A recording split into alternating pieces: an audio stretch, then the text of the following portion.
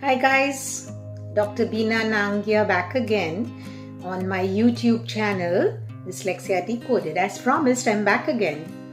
So, today I am going to be covering the previous topic that I did, and that was on acceptance. Not an easy thing, right? So, maybe all of you would have thought about acceptance as parents, teachers, and special educators. Today, let me touch upon how difficult or easy it is going to be as parents, or even as teachers, or even as siblings of children with difficulties at home and children in schools, how easy or difficult it is for them to accept and move on. So, let me tell you a little story. It is about the rose and the sunflower. One day, the rose and the sunflower were in a garden, the rose in one end of the garden and the sunflower in the other end. Now, people who came to the garden all went towards the rose. Why? Because it was beautiful, colorful, and had very nice fragrance. So people flocked there and admired the rose. While all this was going on, the sunflower from one corner of the garden felt rejected, felt small, and said to himself, "Oh, I'm so small and I'm so weak and I am not at all liked by anybody. Poor me, why does nobody come to me?" And in self-pity kept wondering what is happening.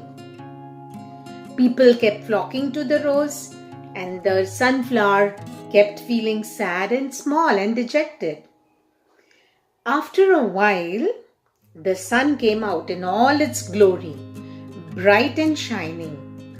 Now the sunflower, as the name exists, started turning towards the sun, and it became magnificent. It became nice and big and so beautiful, so amazing in its looks that in its glory, it looked really beautiful.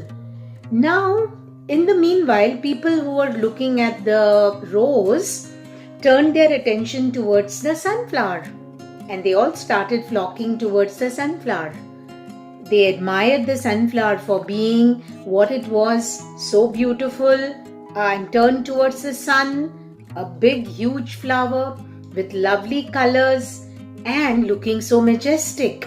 And more people started coming towards the sunflower. Now the sunflower, who earlier was feeling sad and low and dejected, started feeling nice and happy and said to itself, "Oh wow, why did I miss out on what I was good at? I was also so nice, but I always started looking at the other flower, and that's the rose. Why should I not look at my own glory, at my own appearance, and accept myself?"